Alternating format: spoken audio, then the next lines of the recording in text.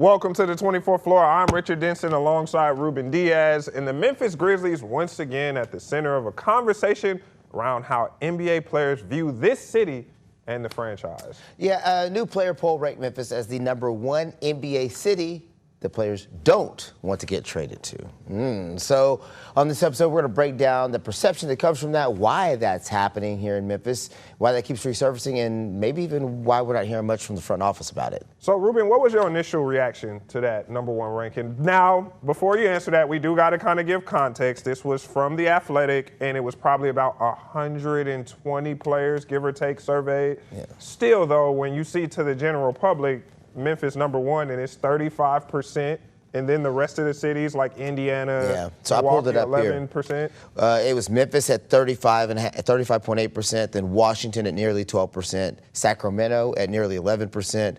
Then it drops to single digits. You got New Orleans, Brooklyn, Utah, Charlotte, Portland, New York, Detroit at only 2.5%. So way more people would rather go to Detroit than come to Memphis. And then Indiana, Milwaukee, and LA. Indiana's always kind of gotten a little bit of that rep that it's a boring city for NBA players. But even still, at this point, Memphis is by far the city with getting the negative. So what did you think about when you saw that? What was your reaction to it? I thought it was just a timing thing. You know, when you've got people like LeBron and just some of the other stuff that's come out, you know, with the players that sparked up that conversation again. Then, of course, when you ask people where's the place you don't want to go, the first place on their mind is going to be the place that they've most recently been hearing about, right? And so then that's why Memphis, I think, becomes the #1 on that, is because it's been the most recent talking point when it comes to NBA players. I don't think it has necessarily as much to do with the current state of Memphis as much as it was the latest hot button place to talk about. Because the Grizzlies not even the worst team in the league. Yeah, but they're not talking about going to the league, like which team in the league you want to play for. They're talking about which city do you not want to live in. Yeah. And so when you look at those cities, you would say to yourself, if you haven't been to some of these, like, okay, you'd rather, which it says team, but ultimately we're really talking about the city, like the organization in the city. And now the organization may play a part in this too. There may be players that don't like the organization that is the Memphis Grizzlies. Some of that we may not be aware of or privy to. But I do think that the ranking of the team, the success of the team, is second or third or fourth even when it comes to what these conversations are having. Why do you think Memphis keeps becoming a talking point nationally? Because it seems like we said, like every month we have Draymond on the hotels, LeBron on the hotels, Anthony Edwards on the hotels. It just seems like it's always something about Memphis. And I'm trying to figure out why. Where did that come from? Because it seemed like it just came out of left field. Well, let's just keep it real. If you'd been talking to LeBron and said, you know, I heard you don't want to go play in Indiana, he would have said something about Indiana, right? Yeah. Like where Memphis becomes a talking point because it was already a talking point. Yeah. And so if you're those, and I don't even call them journalists, those guys running around trying to get sound bites and trying to get viral clips, they're going to ask questions in a way to spark the answer that they know is going to get a response. So it's easier to make Memphis kind of the easy target because you know they're going to respond. If I'm asking Draymond about, if I can ask Draymond anything, and I know how he feels about hotels, I'll go ahead and ask him about hotels if I want to get a quote, something that's going to hit, because I know he's going to say something about, you know, Memphis or whatever. And I think that some of that plays into maybe a lack of journalistic integrity on how some of this stuff is being brought up. But again, old, new, future, those are all different things. What Memphis was 5 years ago even, with crime rate and some of the problems, compared to what Memphis is now with crime rate and some of the problems, compared to where Memphis will be in 2 to 3 years with crime rate and some of the problems. Those are all three different areas that I think people have to keep in mind. What to me is interesting, and I've seen this on social media, is Zach Kleiman, the Grizzlies GM, and Robert Pera, the Grizzlies owner, have not said a word about any of this. And to me, I think that's telling because, yeah, we media members ask players and we ask coaches when they come in, and they, for the most part, defend Memphis. But if you got the two head guys in charge of the franchise not coming out and doing anything, that's telling. And I think that's kind of where the frustration is getting in with, like, the fans, because it's like, man, you see us getting crapped on social media and on media and everything, and y'all not doing anything about it to help change the perception. But what would you want him to do? I mean, what's going to happen? He come out and say Draymond's an idiot? You know, like, no, but you really stand for your city just like how the fans are. But in their minds, and I'll play devil's advocate because here. Milwaukee did it. In their minds, they are standing for the city in the right way, in that all of the community engagement and community involvement they do. Like, who cares what? And this is just kind of how, in this business, in the business we're in, you can't care about if somebody likes your hair or if they like your tie. Because if you worry about that every day, somebody's not going to like what you're wearing or doing. And you'll spend your entire life worried about what other people think about what you're doing when you know you're doing it right. And I think that when you're running a business like that, because don't get me wrong, the Grizzlies is still business. You know, It's basketball, but it's business.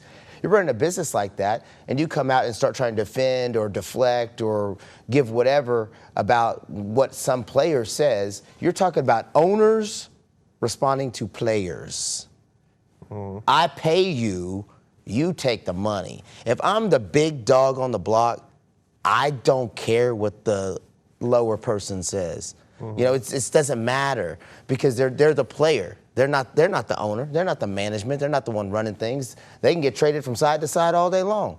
And so I think at some level, when you're looking at things from 50,000 feet up, you let that stuff go for two reasons. Why? You don't play into it, number one, because now I keep that conversation going. Now it's still going. Whereas if I just don't say anything, it's going to die within 24 hours. But wouldn't it impact their bottom dollar because now they can't get guys to want to come play for the team that could make the team better? Because, I mean, let's be honest. If the Grizzlies want to be better, they have to rely on the draft or, a trade. Nobody as Stephen A. Smith said, the best players aren't coming to play for Memphis as a free agent.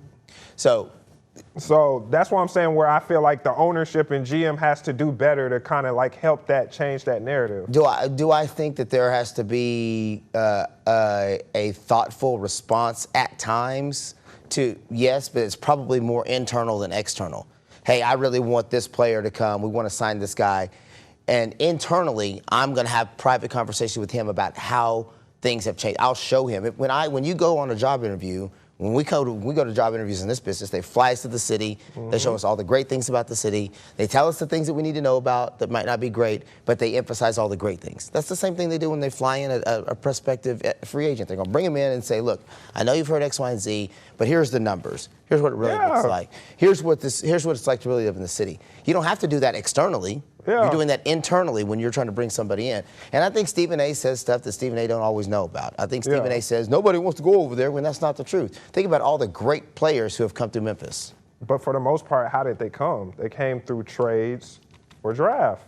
Mark Gasol, trade. Zach Randolph, trade. Tony Allen, trade. They've had a lot of success in that way. So, but even if you're talking about free agents, you said, okay, well, man, we really need a free agent to come and play for us. Those guys are still businessmen. So it's not necessarily always the city as far as Memphis itself. It might be the market size and the potential for other income in the market size. I can't tell you how many players. Oklahoma City struggled to get free agents for the longest time because people looked at it like a small market. I don't want to go there. It's a small market. But then people still would be like, all right, I'm going to go team up with KD or Westbrook or Paul George or stuff like that. And now they'll go team up with Shea. Now Presti's like, we don't need you. We good over here. We don't need you. We good. But see, one thing, I want to keep going on that. So you hear oftentimes in free agency that people will go sign with Florida teams, Texas teams. Those teams are tax-free. Yes. It's also tax-free here in Tennessee. Correct. Why does that not come up? Because that was a selling point for me, and I don't make multi-million dollars. Yeah, you're right. And so now you keep in mind how they're taxed, right? So they're taxed based on the city that they play in for any particular game. So your games in Tennessee are tax-free. But your games in California are overtaxed. So there's also the issue of playing in the Western Conference as opposed to the Eastern Conference, based on what the tax rates are in the cities that you're going to have to play in. So yes, you're right. Being able to sell Tennessee as a tax-free state is a selling point that I'm sure is made to agents. And low cost of living. Internally. Again, these are internal conversations. What does it look like if Zach Kleiman's coming out? He's the big dog for the Grizzlies, and he's coming out and having to defend, well, here's why you should come, and here's why we want you to come, and here's all the things you don't know about. To me, like, that's It almost looks like it's. I mean, the almost optics overkill. would look better, though, than him saying nothing. To who? Him saying nothing to me is perfectly fine because you don't have to. If I live in Memphis, you don't have to convince me. If I'm coming to Memphis for a job, we're going to have that conversation internally. Anyway, yeah. Yeah, that's a conversation that's going to be had. So these guys, don't let the hype fool you. The money will motivate the player. I don't care what anybody tells you. Mm-hmm. The money, people have been playing in Cleveland forever. Yeah, but it was LeBron. Before LeBron, people have been playing in Detroit. Yeah, Larry when Nance Detroit and them. wasn't a great city to live in, right? Like people play in the cities where they're going to get paid. Now, can Memphis always afford to pay what they're going to have to with some of the big contracts that they already have? Maybe not. That might be a bigger hindrance than the city and the image of the city. Well, let's talk about contracts. And last thing I want to touch on this.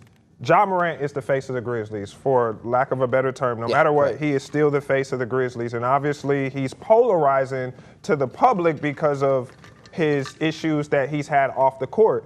Do you think Ja's national image affects how Memphis gets discussed? Because they look at a player like that, off-court issues, and then a city like Memphis that has historically had a high crime rate, and then they just put two and two together like, okay, we don't want nothing, no part of that. No, I mean, the player is individual from the city and the franchise, and I think the franchise has done a good job of at least making sure people know that we don't agree and approve with what Ja Morant's been doing.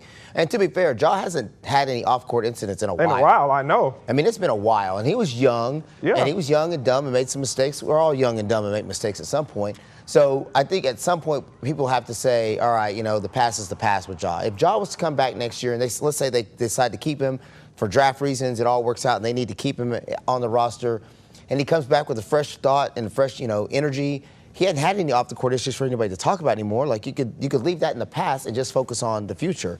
I don't think that Ja's issues 2 to 3 years ago are a hindrance to getting people to come play for the Grizzlies now. I think players hesitate to play for the Grizzlies because of the size of the market. Yeah, not it is the necessarily. smallest market in the NBA. Yes, if I'm going to go somewhere, you have to think about what happens off the court as well.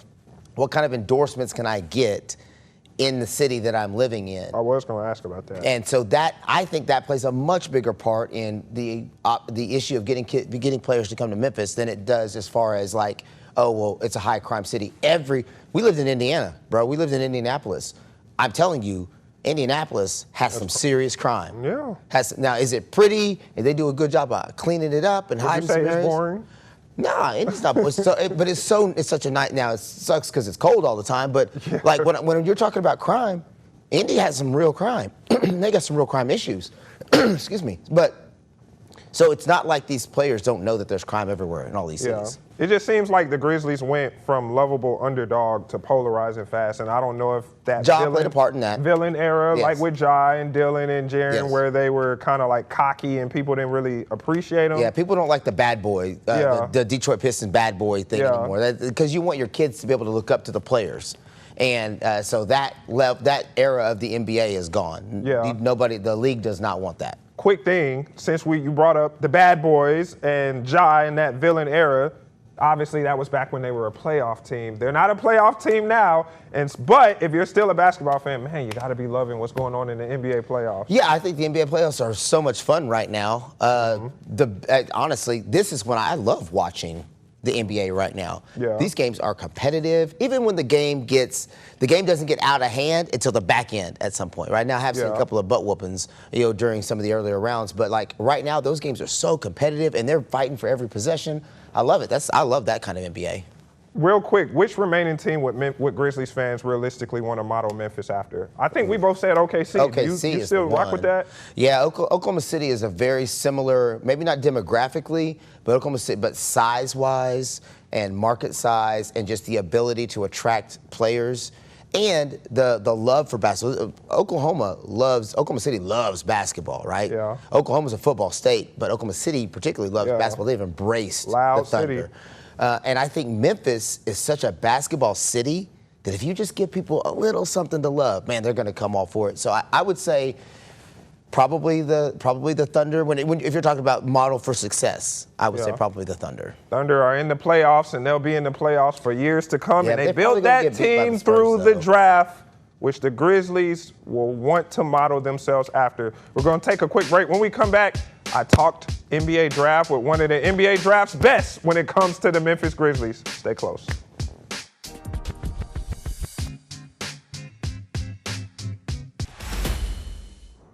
The Grizzlies are entering a really important offseason, and with 2 first-round picks in this year's NBA draft, there are a lot of different directions this front office could go. Joining me now to break it all down is a friend of the program, Paka Flocka, draft guru for Substack. He is our guy, Parker Fleming. Welcome to the program again, my friend. I didn't even want to try to pronounce your Substack again. If you can help me out, what is it, Substack Elitis? Yeah, Substack Elitis. There we go. There we go. Sure. Now, Parker, I was saying you was a magician because last year, you know, when you was on with with Avery, who used to run this show, you all had the draft special and you kind of predicted Cedric Coward to fall to the Grizzlies. Hopefully, we're going 2 for 2 again, my friend. We'll see. We'll see. You know, hopefully, you know, higher stakes this year with the third pick being one of those picks. I think when it comes to this draft, it's not that hard to predict who they would pick. Given that they'll probably just take whoever's falls between Peterson and Boozer. But yeah, I mean, if maybe I can try getting that 16th pick right. But yeah, no, it's one of those things. Just I felt like Coward. It was one of those. Okay, I just can kind of see it. Stuff on the wings. You know, they've been chasing his archetype, but guys like Mikal Bridges, OG Anunoby. So it's like okay, you know, the guy with the long wingspan. Potential 3-level score, has defensive upside. Like this just kind of makes sense. And it was also too like the guy that I wanted. Like I had been kind of monitoring the range after they got that pick and the Desmond Bane trade. And I'm just like, come away with Cedric Coward or Colin Murray Boyles, and we're off to a good start here. And so, yeah, I mean that's what led to the Cedric Coward pick. No magic, no science behind it. Just a mix of identifying what they've been chasing, what they need, and also too who I wanted. That was also part of it too. Just kind of will it into existence. It got willed into existence, and yeah. And Cedric Coward has been great. I think he's going to be a rock solid player that can fit next to whoever they take in this draft, and I think he's also going to be a great ambassador for this franchise in this city. Yeah, for sure. He's going to be part of the core. And so let's kind of get into the connective tissue. So the Grizzlies have 2 picks in the first round because of that Desmond Bane trade, them getting pick number 16. But obviously the pick that a lot of fans have their eyes on is pick number 3 because you talk about the next gen. Now, I know that was a reserve for Ja and Jaren, but this is this next generation what the Grizzlies are going to have to join that core with Coward and Edey with pick number 3. Right now, if you read on NBA mock draft, it seems that Cam Boozer seems to be the favorite right now for Memphis at number 3. Why do you think that is? Yeah, I mean, obviously, I feel like, you know, a lot of the mocks are trending towards Cam Boozer at 3. It's not hard to see why. For one, this has always been a very analytical front office. You know, go up and down the board of who they've picked, you know, outside of like John Morant, who was a fairly obvious pick at 2. But, you know, the late Brandon Clark, rest in peace, John Conchar, Desmond Bane, Xavier Tillman, Jake LaRavia, and Vince Williams Jr. in the 2022 draft. Zach Edey was a guy that demolished most analytical models. Cam Spencer's another guy that grades out in that regard. Jalen Wells had a great season at Washington State. That's just their MO. Obviously, it's also not a secret that Zach Kleiman likes Duke players. And, you know, and I'm not saying, too, that, like, let me be clear when I say that. Like, that's not saying that, like, oh, the Grizzlies would take Cameron Boozer over, like, Caleb Wilson or take Cam Boozer over Darren Peterson. Just because he went to Duke or anything. But I just think when it comes to Boozer, his efficiency for his age, like he's 18 years old and he's the youngest of the 4, but you know, he's a guy, consistent 20 and 10 guy at Duke. I think the thing that really stands out with him is like, even though he's a 6'9", 250-pound power forward, he's arguably the best passer in the entire class. Yes. To be honest, like he's right up there with like guys like Darius Acuff, Kingston Flemings, Christian Anderson.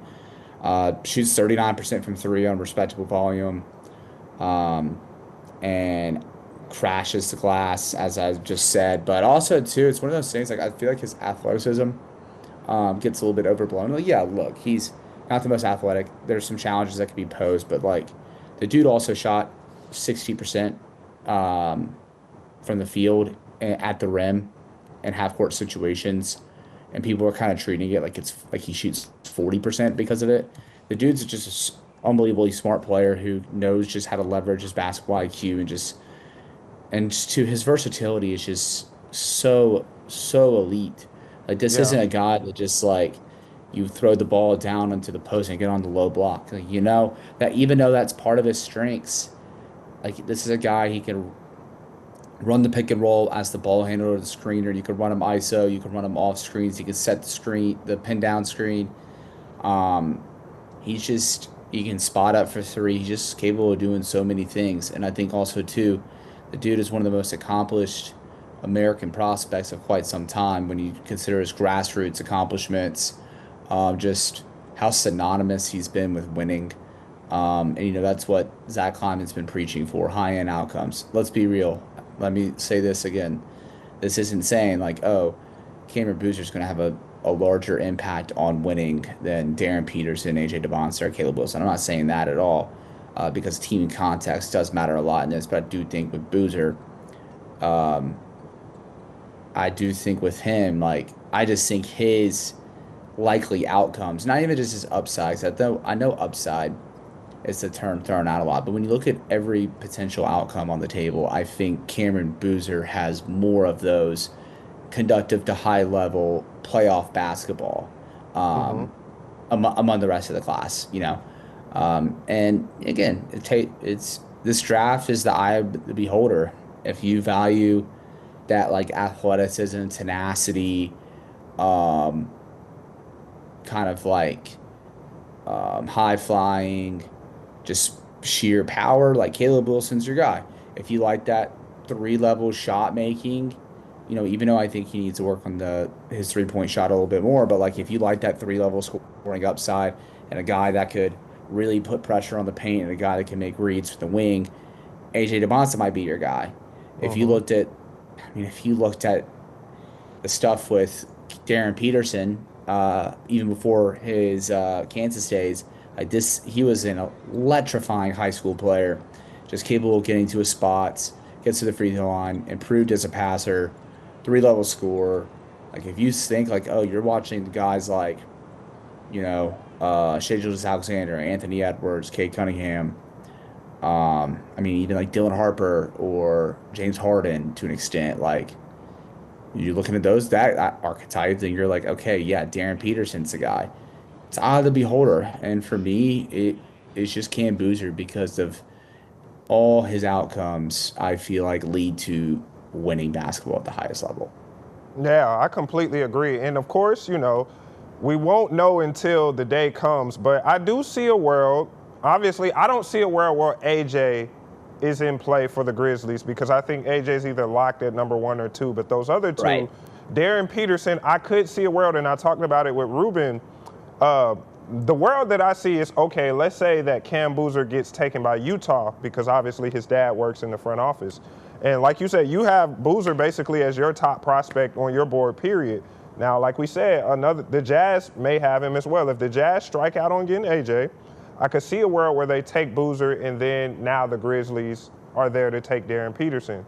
And then, of course, now I know it's been a little bit of debate about Caleb Wilson. I'm not on that bandwagon all the way for the Grizzlies particularly. I don't see why the Grizzlies would take Caleb Wilson over Cam Boozer. But as I see overall, when you look at careers, I think Caleb Wilson has a higher ceiling than Cam Boozer. But for the Grizzlies, I don't think that they would take Wilson over Boozer. And so I guess my next question I should ask you is, should Memphis prioritize fit like a Cam Boozer in this situation, or just star upside? Because to me, if you're going star upside, then you would take Caleb Wilson at number 3. Yeah, I do think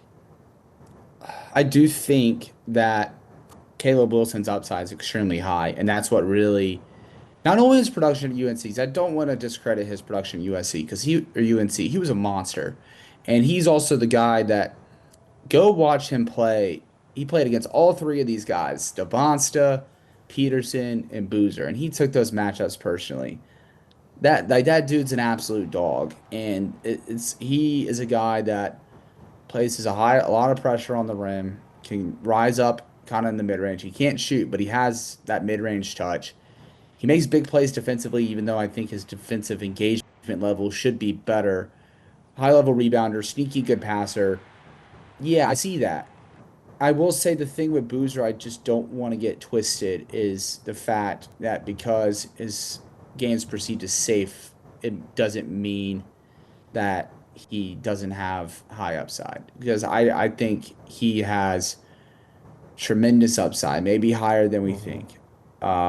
Whatever that level is, I don't know. I don't like using player comps, but this level of production that he had at Duke for his age is just it's astonishing. I actually Chip Williams, he uses a query called the 30 and 15 club, and it's guys that had a usage rate 30 or higher and a box plus minus 15 or higher. And it's just Steph Curry, Zach Edey, and Cameron Boozer. And Cameron Boozer is the only freshman in that group. Yeah. I also think that there's a very good lesson. I still need to watch like the entire clip, but and there's another article that I've been excited to dive into as well from a guy that's now in the Nuggets front office that was written about a decade ago.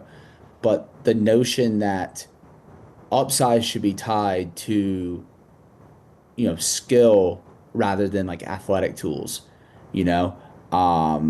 That's how people I think that's how like for example in the 2018 draft, that's how Luka Doncic fell to three behind Ayton and Bagley, who had that size, who had that athleticism, who have, the upsides. Hey, they're 18 years old, 6'11", 7 foot guys, and then here comes Luka Doncic, a slower guy who's a little bit more methodical, but he's killed the league for pretty much his entire career. So I do think I think there is that level that Cam Boozer may have that's being under discussed because of that production for his age, his skill level. I know I just said I don't like to do player comps, but here's just kind of where my head always lands with Boozer.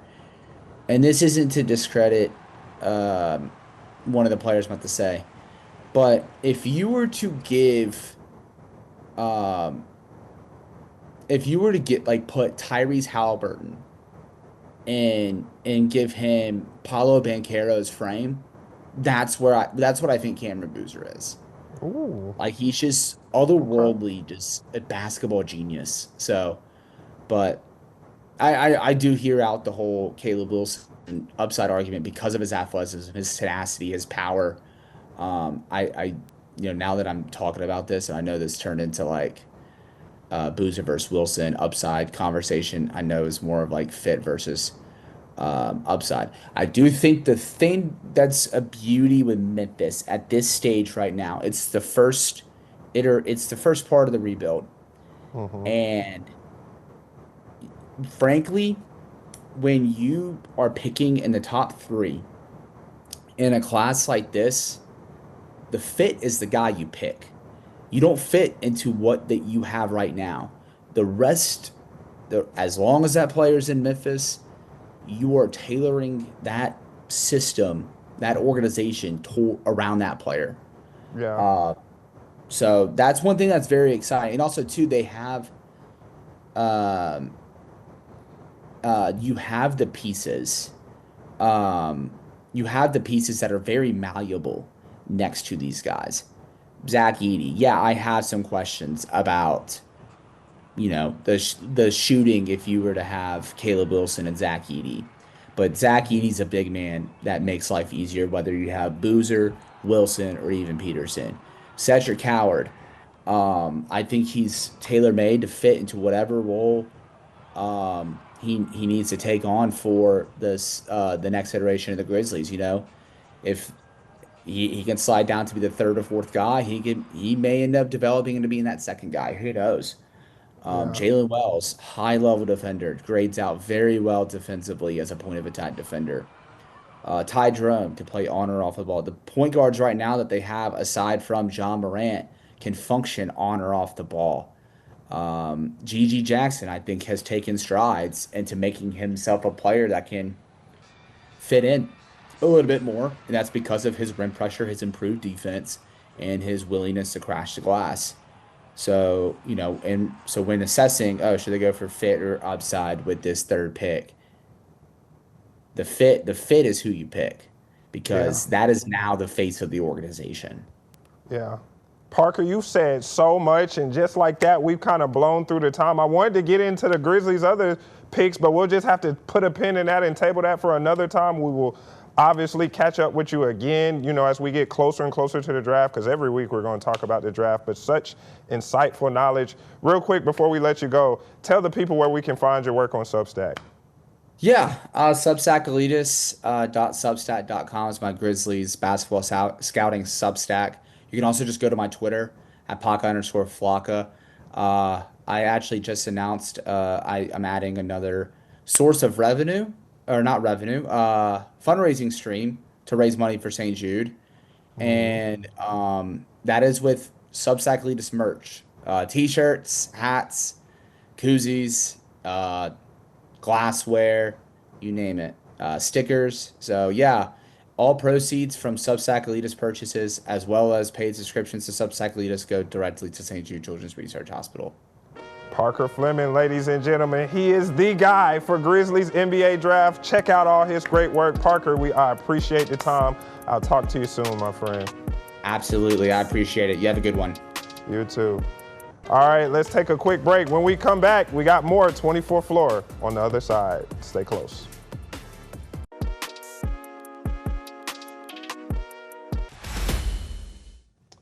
Welcome back to the 24th Floor. It's time for a little hometown spotlight. Arena football making its return to Memphis, and sitting right here with us is the man trying to bring a brand new brand of football entertainment to the city. Yes, yeah, we're talking about Memphis Hound Dogs owner James Fisher Jr. You can tell my voice still isn't back.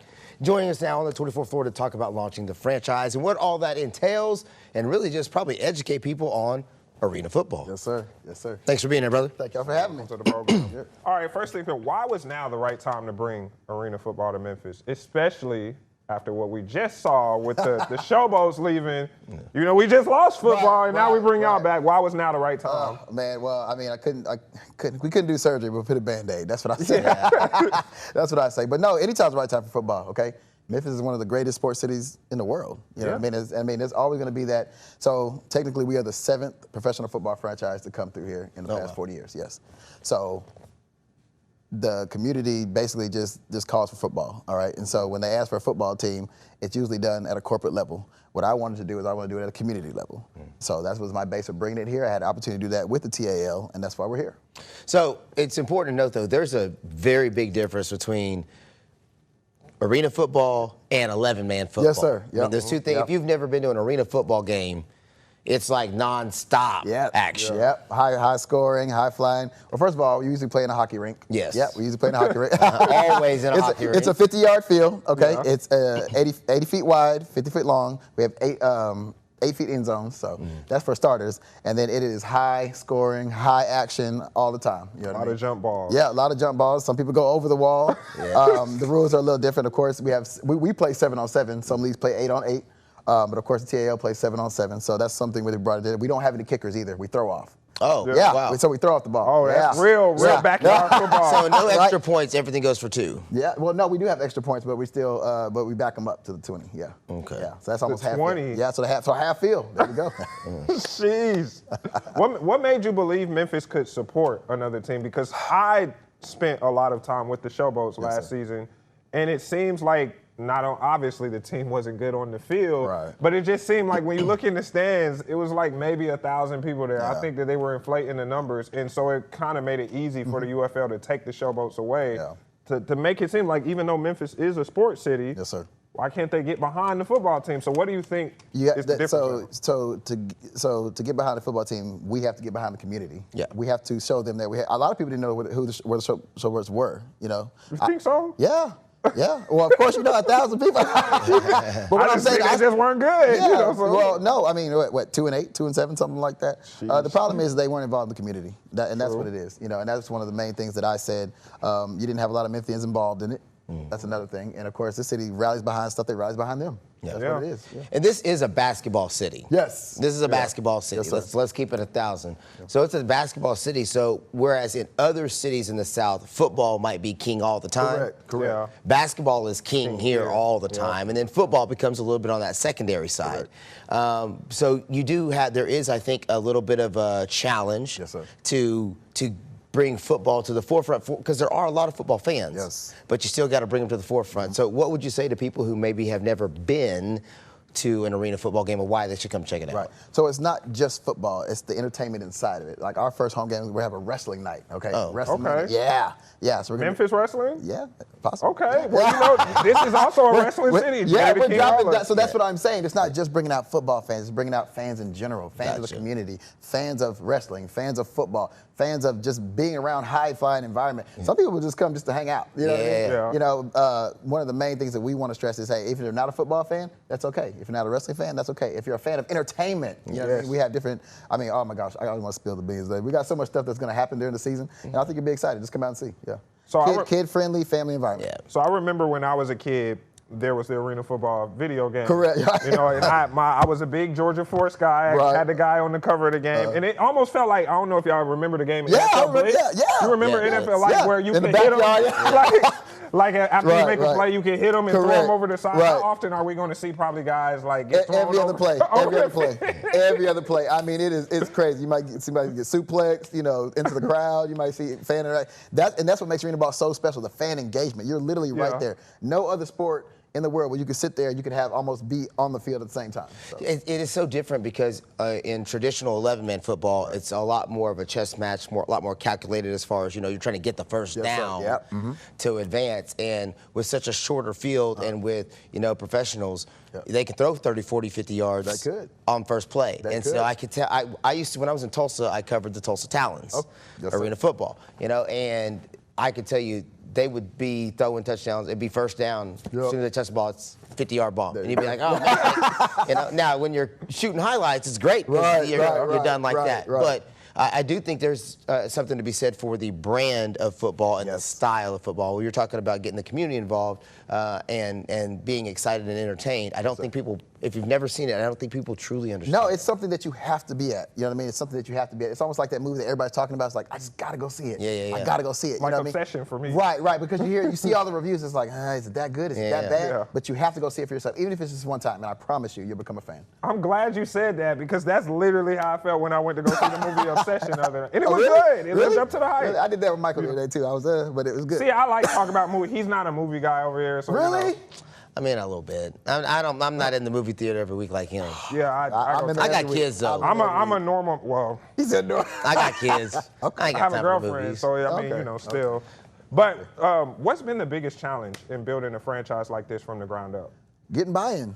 You know, everybody's just like, it's not going to work out. I hear it all day long. It's like, man, okay, y'all don't have merchandise out yet. I don't see any tickets. I don't see what's going on. I just see you in the front office. How's one person in the front office? You know what I mean? The guys in the football, they're like, we don't. It's because they can't see a lot. That's just the biggest challenge. But also, thing is getting people to buy into the notion that, okay, it's almost like the girlfriend that keeps leaving you over and over and over again. So you really don't get excited over again. So it's just building that hype up and having to let people know, hey, look, we're here to stay with your support. He knows all about that. Right. He's experienced that. Right. so like I said, our team. This is a PG show. I'm gonna leave you alone. We gonna cry in the car. Right. PG show. Maybe ladies right and here. We don't know. We got our team is coached by Memphians. Our players are from Memphis. That was what I was about to ask you. 90% of our players went to University of Memphis. All right? Okay. Yeah. That was going to be my question: is how many familiar faces are people going to? Because I think that's where some Yes, sir. people mess up. Yep. They bring professional football in, or semi-pro, or whatever you want to call it, and it's not people that people know and resonate and remember and say, oh, I watched that dude in high school. Or I remember when he was at college and I want to watch him play. You said it the best. High school is still some of the purest form of football you will see. It's Friday night lights. It's, hey, I'm playing with my brother, my cousin, all of our families are out, and that's what I want to bring to the environment of this game in this city, okay? Memphis being the largest city right now besides Albany that has an arena football team, all right? You're talking about 600,000 people. Every other market has under 80,000. Oh, wow. Yeah, Wow. yeah, we are in one of the largest markets, so we have to be able to tap into every high school, all right? Every college and every orifice of the community that we can to bring everybody together, because in these small towns, everybody knows everybody. So somebody knows somebody who's going to be playing on our team, and that's what we wanted to build.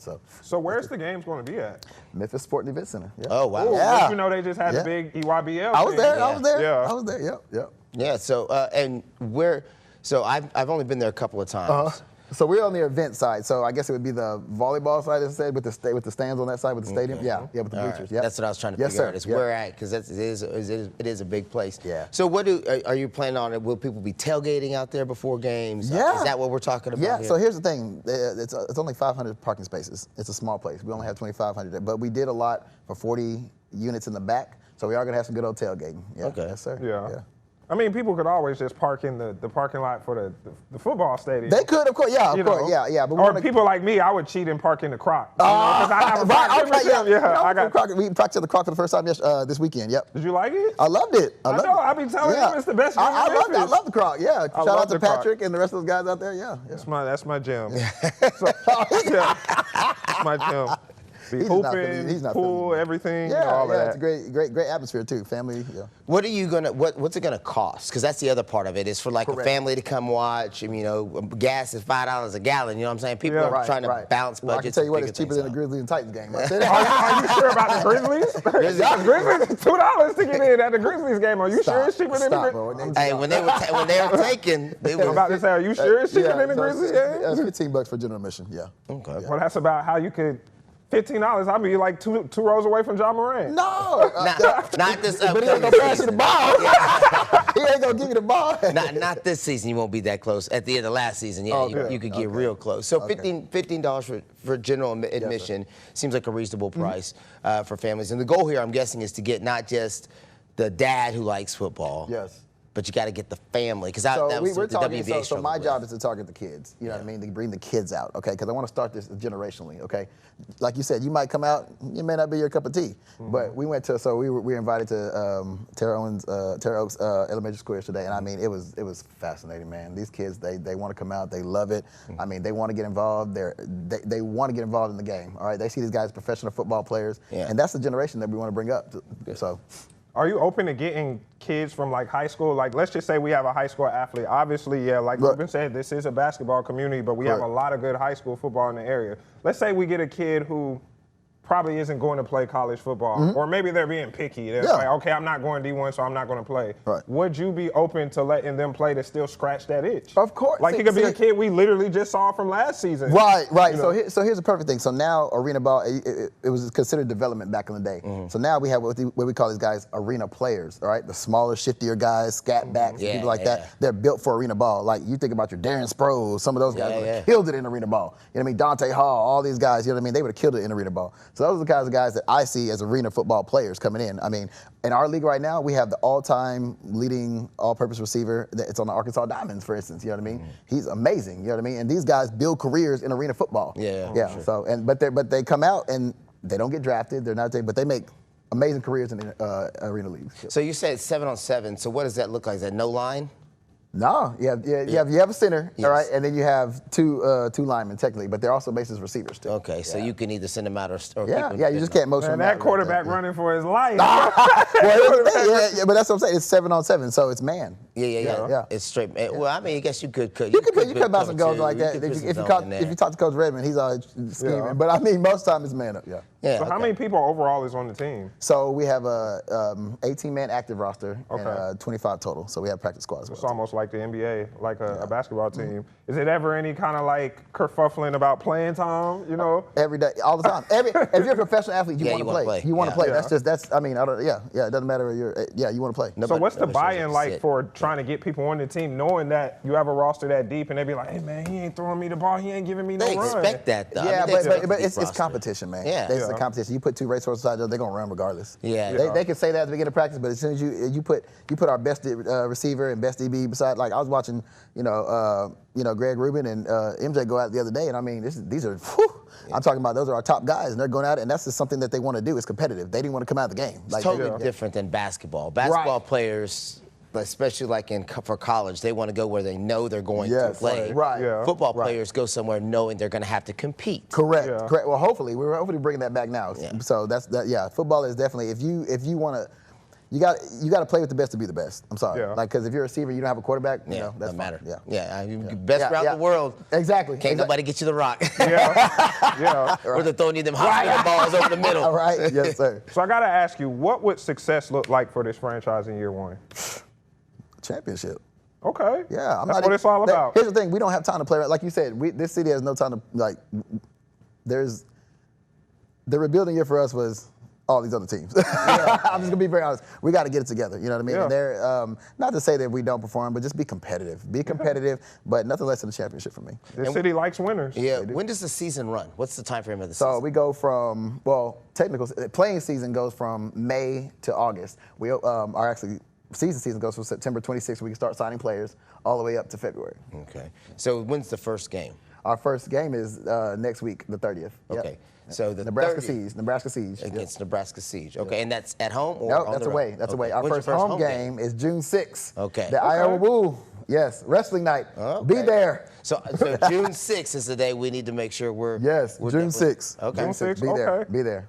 Yeah. Now we talked about it a little bit off cam. Y'all aren't the only arena football team in the Mid-South area. We're not. There's the Mississippi Wolfpack, which I found out when I was interviewing the Kobe Dean, because they was like, yeah, you gonna go cover the Wolfpack game? I was like, Right. who? And then, and Right. so I ended up finding out about them. Now they play 8-man. They play 8-man, But yes, they sir. still weren't going to scrimmage y'all because now it's that little Mississippi rivalry. Right. And then when I talked to Eddie Straw, it was man, oh my gosh. When I called him up, I said, hey, look, we got to get some work in. He's like, Memphis? Memphis and Mississippi? Yeah. Ooh. And I'm not from here, so I was like, what do you mean? Ooh. He goes, ooh. Oh, yeah. It's gonna be competitive. So we put it together, and I had some of his guys talking about, you gonna be there? I was like, hey, I'm not playing. Yeah. He's like, we don't Hey, care. you might have to suit up and be that I was extra man. like, hey, let them go at it. So I talked to coaches, man. We agreed upon it. Oh, man, I'm so excited. Yeah, Friday. Yep. This Friday. This Friday. It's all good. Well, I know we're about out of time. We appreciate you for sure, though, bringing all that information. Again, tell them again when the first home game is and how they can get tickets. Okay, first home game is June 6th. Okay, you can go to memphishounddogs.football. Okay. And get your tickets. All right, those tickets will actually be on sale May 26th. Yep. Okay. All right, we appreciate your time, Mr. Appreciate you. Fisher, James Thank you. Fisher. Oh, you got- See my hands begin all sweat. He's sweating. Hey, start talking about girlfriends. He starts sweating. Yeah. He might He actually goes try in that. the car, Yeah, he he might goes try that. It's a PG show, man. I can't. Ooh. It's educational. What you mean? It's educational. How much? Yeah, I've been educating his butt all year long. We got to make the girlfriend the wife next, man. That's it. Let's go. Let's take a break. There you go. We'll take a quick break. We'll be back on the 24th floor.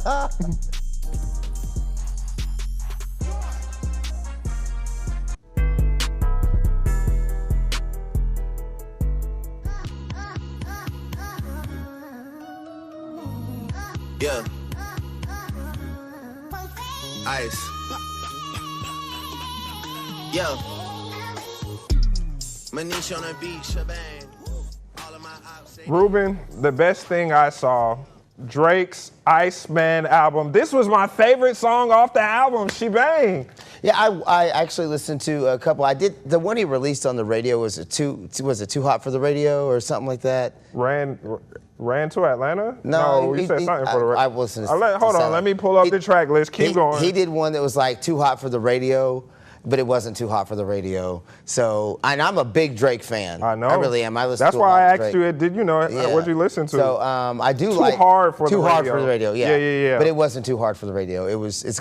I think, and again, as a Drake fan, 90% of the, I shouldn't say 90, 60% of the songs will have to grow on you. There'll be 40% of them that are going to be bangers, and you're going to be like, all right, I'm on that. Yeah. But then that other 60, you're going to have to listen to them 2, 3, 4 times before you get it. So out of the 3 albums between Iceman and Maid of Honor and Habidi, like Iceman obviously was my favorite because I had like my favorite songs off of Iceman. Obviously, She Bang is my favorite one for. I didn't listen to this song like probably 50 times, and I done got people in the newsroom to listen to it. But Make Them Cry, Janice, STFU, and Make Them Pay, those were all my favorites, and Make Them Know, which are all basically in different songs. He was responding to the Kendrick beef. Yeah, so I'm a big Drake fan, so when he released the album, now I am a very busy man, so I don't have time to sit around and listen to it. But you be at your desk all day. Bro, I'm working on listening to music, like you can tell you at the things. desk. I got my headphones in. I ain't listening to none of them. That's how I listen to this album. Just for a little insight, when he's sitting at the desk with his headphones on, we're all yelling at him, trying to get his attention for other things, and he can't hear nothing. I don't want to talk to none of them. All right, so we gotta do my best thing before we run out of here. Yeah. All right, here's my best thing I saw. Best thing I saw right now is this guy, Wimby. Victor Wembanyama. I was not a believer in his first year. You wasn't? No, because he couldn't shoot. But I watched his work ethic throughout the course of that, and then watching him now, he, I believe, is the next true star for the NBA. The next true star. I always said he was a top 5 player. I think He's the next true star that nobody will ever be Jordan again, so don't even do that crap. Nobody's going to be Kobe again, and nobody's going to be LeBron again.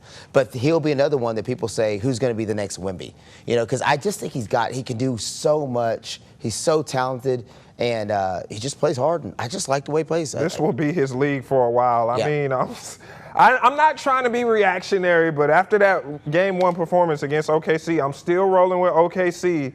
Getting it done, but Wemby, this dude, I don't think he's going to retire and not be an NBA champion. Oh yeah, I think he's got not just one, just I would have loved to have seen him with Greg Popovich in his prime. Yeah. Because Coach Pop in his prime with Wemby, oh my gosh, they would have been a dynasty. What he did with Tim Duncan and David Robinson, and those guys were not Wemby, and they were still very, very, very, very good Hall of Famers. We got a Spurs dynasty brewing, but hopefully OKC puts a wrap to that. That will do it for today's episode of the 24th Floor. Shout out to everyone who made today's show possible, especially Leanna Davis, Andrew Pollard for their work behind the scenes, getting this show together. Big shout out to Memphis Hound Dogs owner James Fisher Jr. for coming on. Have a great day, everybody. We're out of time.